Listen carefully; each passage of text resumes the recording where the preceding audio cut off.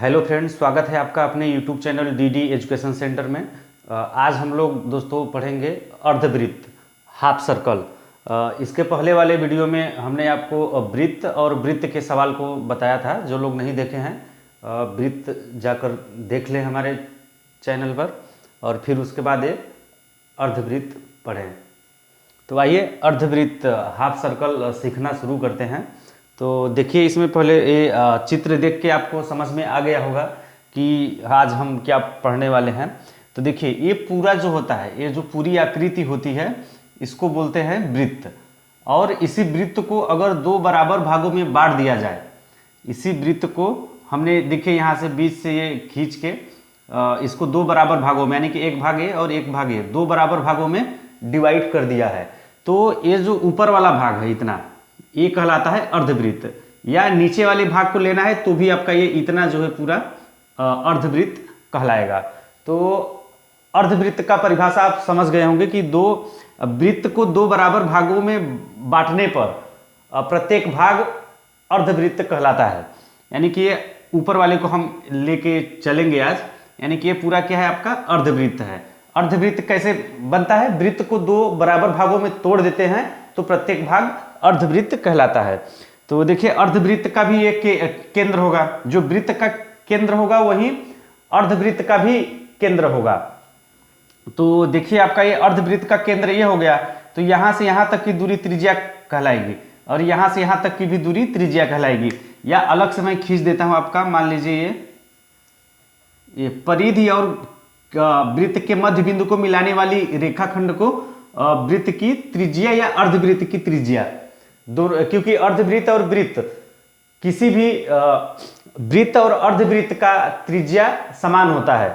चाहे यहाँ पे खींचे, चाहे यहाँ से यहाँ मिला दें, चाहे यहाँ से यहाँ मिला दें, चाहे ये हो गया, ये आपका क्या है, त्रिज्या है। और अर्धवृत्त का भी सभी त्रिज्या जो है समान होता है, किसी भी अर्धवृत्त का त्रिज्या समान होता है।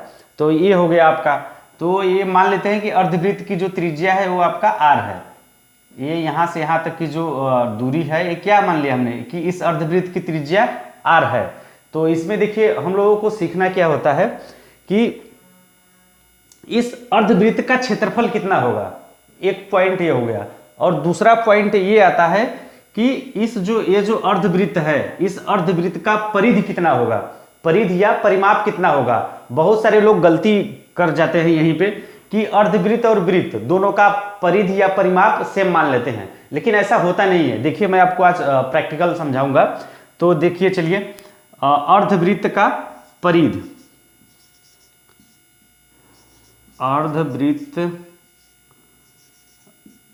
अर्धवृत्त का परिधि बराबर आपका होगा, समझने का प्रयास करिएगा, आपको पूरा समझ में आएगा।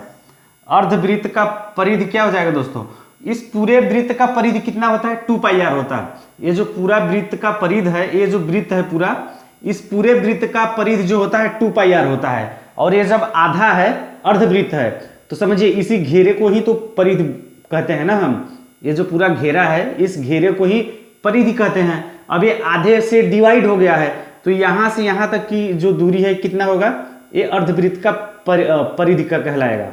यहां से यहां तक का जो घेरा है, इसका डिस्टेंस क्या होगा, पूरा 2πr होता है। तो यहां से ये पूरा आधा कितना हो जाएगा, ये आधा घेरा अगर लेते हैं, पूरा 2πr होता है। ये घेरा, पूरा घेरा जो है 2πr होता है। अगर आधे घेरे की बात करेंगे तो क्या होगा, πr। टोटल क्या होता है, 2πr। देखिए, कुल आपका होता है 2πr। इसको 2 से भाग देंगे तो कितना बचेगा, πr बचेगा ना। तो यही हमने कर लिया कि ये अर्धवृत्त का जो इतना घेरा है, कितना हो जाएगा, πr। देखिए, अभी ये पूरा अर्धवृत्त का परिधि नहीं है, अर्धवृत्त का परिधि या परिमाप ये πr नहीं है। क्यों नहीं है, क्योंकि भाई जो ये अर्धवृत्त है, केवल ये घेरा ही नहीं है, इसमें देखिए ये भी डिस्टेंस शामिल है। ये पूरा मिलके, ये आकृति मिलके पूरा अर्धवृत्त कहलाएगा। यानी कि ये पूरा आकृति ऐसे, हमने ये घेरा तो ले लिया, अभी बचा क्या है आपका, ए और ए, समझ गए आप। तो इसमें πr प्लस आपका ये यहां से यहां तक की दूरी क्या हो जाएगी, यहां से भाई यहां तक ये केंद्र है, तो यहां से यहां तक की दूरी r होगा। केंद्र और परिधि को मिलाने वाली रेखा त्रिज्या होती है, तो ये त्रिज्या इसका r माना है, तो यहाँ से यहाँ तक की भी ये जो दूरी है ये भी त्रिज्या है ये, तो ये भी r होगा, और यहाँ से यहाँ भी ये r होगा। तो बताइए परिधि कितना हो जाएगा इसका, ये भी r ये भी r। तो आपका एक घेरा हो गया, आधा घेरा कितना हो गया, पाई r ले लिया, अब प्लस ये r और ये r मिलके क्या हो जाएगा, प्लस 2r। तो अर्धवृत्त का जो परिधि होगा पाई r प्लस 2r, या इसको देखिए r यहाँ से कॉमन है तो कोष्टक में हो जाएगा आपका पाई प्लस 2। तो अर्धवृत्त का परिधि या परिमाप का फार्मूला क्या होगा, r कोष्टक में पाई प्लस 2 या पाई r प्लस 2r। कैसे होगा हमने आपको यहाँ पे समझाने का पूरा प्रयास किया है। तो देखिए अब अर्धवृत्त का क्षेत्रफल, अर्धवृत्त में देखिए मुख्य रूप से दो ही फार्मूले आते हैं और वहीं उसी से सवाल भी आगे बनता है। तो देखिए एक फार्मूला तो हो गया अर्धवृत्त का परिधि बराबर पाई r प्लस 2r, और अगला हो जाएगा आपका अर्धवृत्त का क्षेत्रफल। अगला क्या हो जाएगा आपका, अर्धवृत्त का क्षेत्रफल।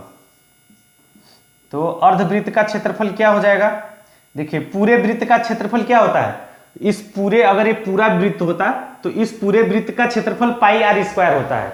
इस पूरे वृत्त का क्षेत्रफल कितना होता है दोस्तों, पाई r स्क्वायर होता है। और अर्धवृत्त का क्षेत्रफल कितना हो जाएगा, पाई r स्क्वायर का आधा, आधा यानी 2 से भाग दे देंगे तो क्या हो जाएगा, आधा। तो ये हो गया अर्धवृत्त का क्षेत्रफल का फार्मूला क्या होगा, पाई r स्क्वायर बटे 2। देखिए ये पूरा वृत्त क्या होता है, ये पूरा जो अंदर इस घेरे के अंदर है पूरा आकृति, ये पूरा क्षेत्रफल होता है। और अर्धवृत्त का क्षेत्रफल करेंगे तो ये आधा भाग खत्म हो जाएगा, केवल आधा भाग ही बचेगा।